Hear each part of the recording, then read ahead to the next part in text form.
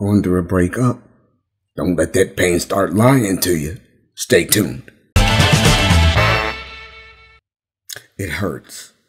It's gonna hurt. But don't let that pain chase you back into that relationship. What you're gonna do is feel a tendency to romanticize what you had instead of accepting and remembering that for every ounce of pleasure, there was a pound of pain in that relationship. Don't let it chase you back into his or her arms because you want to escape the pain. Truth of the matter is you could get back with that person and the same issues that cause you to break up will still exist. And so what are you doing? You're delaying the inevitable. So don't let that pain chase you back into their arms. Another thing I want you to do is don't let that pain cause you to turn your back on yourself. That means that you resist the urge to focus on what was done to you, whatever this person did to cause you to break up with them. And even if it was just nothing major, no major precipitating event, you don't want to turn your back on yourself by failing to address things that you need to address within yourself. So you must resist the temptation to focus on what went wrong to cause the breakup, because your focus at this point, in order to break upwards, is that you need to deal with things in yourself. What is it within you that caused you to get into the relationship? What was it about that person that drew you in? And most importantly, what was it about the relationship that caused you to stay much longer than you should have? Those are the questions you must answer, and that takes a profound amount of self-awareness and a profound amount of truthfulness with yourself. And you might need to start writing things down as they come to you, because this is the truth of the matter. You had every opportunity not to be involved with that individual. And in lots of cases, you had many opportunities to end that painful relationship, and you didn't. So this is a time for you to deal internally, not all out there with them. They rejected me. Why wasn't I good enough? Yada, yada, yada. It's about what is going on inside of me that caused me to stay so long or to even get into the relationship, ignoring the red flags at the beginning or in the middle or toward the end. What is it that drew you in to your own detriment? And beware of the fact that some of the pain you're feeling is ghosts from the past. In other words, it may be bringing up something that happened to you in the past, especially if you had a childhood that was kind of rough. So what we would have is a re-traumatization that you're going through in the middle of this breakup. So part of not turning your back on yourself is thinking through, when was the first time I ever felt this? And it may not even be a relationship, y'all. So don't miss it by thinking, when's the first relationship where I felt? No. You may have to go all the way back to childhood, and you need to figure out when was the first time you felt this stuff, because that's going to take you back to the core of it, the ghosts that are lingering in the shadows that often are leading you into these unaffirming or unsuccessful relationships. And once you understand what it was that you went through that caused you to go into this relationship or to stay too long, then you must embrace a healing journey to walk from that pain, that original pain, through the rest of your life, so that you can understand that many times the ghosts from the past are making the pain even worse, even though you don't see it. You don't see those ghosts, right? And the pain cuts deeper because now you got that same old original wound opening up again. And it's festering not necessarily from just this one situation, but it's festering from all the other relationships that didn't go well, or all the other toxic relationships into which you went, or whatever trauma or drama you might have dealt with in childhood. So part of not turning your back on yourself is addressing these issues. And this is a prime time to do so. Now, moving on from the ghost from the past, when you're fresh in a breakup, your mind is going to play tricks on you. Hear me now. Your mind is going to play tricks on you. It's going to go, oh, they're going to come back. I'll just wait. They're going to call. You're waiting for that person to make a move to resolve the pain by coming back into your life, or by all of a sudden becoming the person they never were, but that you kept trying to see them to be. So don't allow your mind to take you to those places of the romantic places, the good things that happened, and how much you miss this, that, or the other of that person.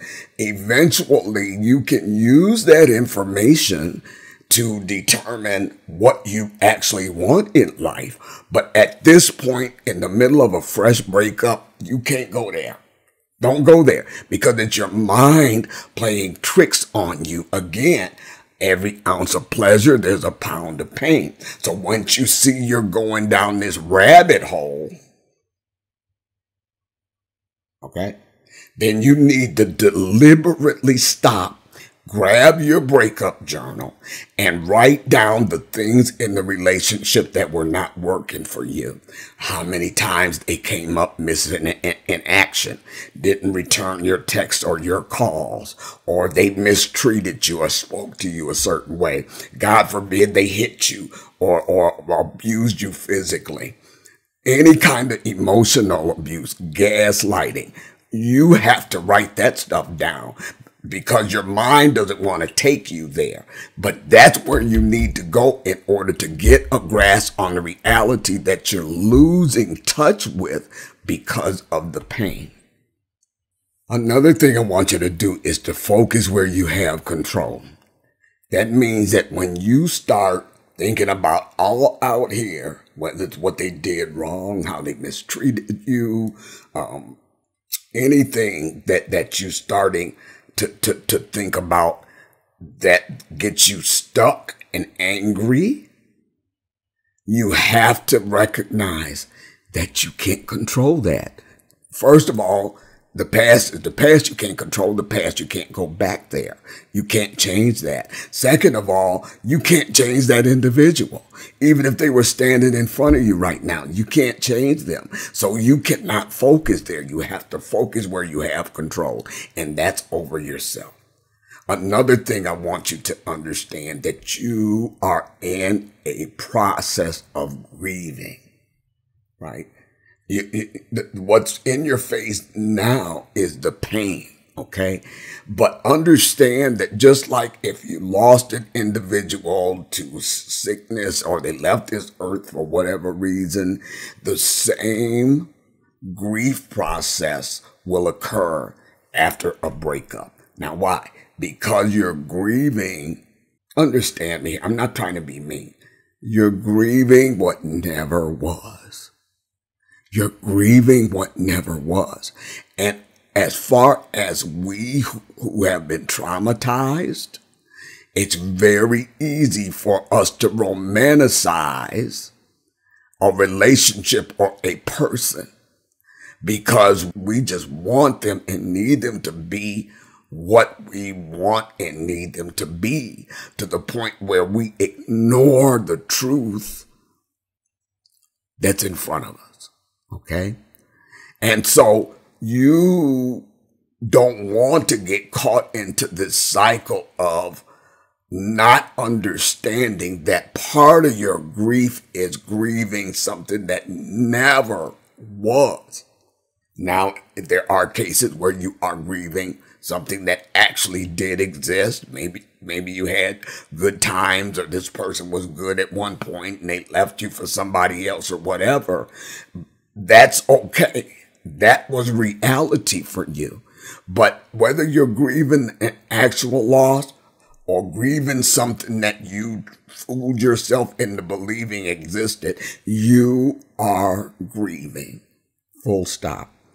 And so allow yourself to go through the many different levels of grief. Okay? You're going to be in and out of denial and bargaining and anger and just not understanding what the heck was going on. You're going to be in and out of that, and that complicates your healing process. That's why I'm telling you, one of the tricks the mind is going to play on you is for you not to realize that you're grieving something. You're grieving more than just the loss of a human being in your life. You're grieving the loss of what you thought the relationship could be. Or in very few cases among us traumatized people, you're grieving what was. Okay? So understand and be able to separate the pain that you might be feeling from rejection from the pain that you might be feeling and grieving something that you lost. Okay? Most importantly, you're taking care of yourself in this process is going to make all the difference between whether you stay wrestling with a breakup or you break upwards from this. And by breaking upward, I mean that you're coming out of this darkness a more full individual who is more embracing the truth of who they are than the person they might have to leave behind because they are taking care of themselves. So the person that might have gotten into this unaffirming relationship and felt like they didn't deserve any better than they were getting in that relationship, I don't want you coming out of this pain that same person who thought they didn't deserve better. Okay? Now, I'll either link a video or do a subsequent video on the things that you should be doing in order to know who you are, establish boundaries that are based on personal values that are non-negotiable, and how to understand that every minute wasted in an unaffirming relationship is a minute that's stolen from living the love of your life. And when we are dead focused on something that's not good for us, or it's not fulfilling to us, or it's way less than we actually deserve, that's keeping our focus off of what could be. It's called the messy middle. You're stuck between what was and what is to come. But whether you walk out of this messy middle into a better future depends on how you handle the messy middle. Always remember your greatest power is realized in the truth of who you are, and know that truth. Hey, if you like what you see here today, please subscribe to the channel, hit the notification bell so that you know when we upload, and like and share the video. Thanks.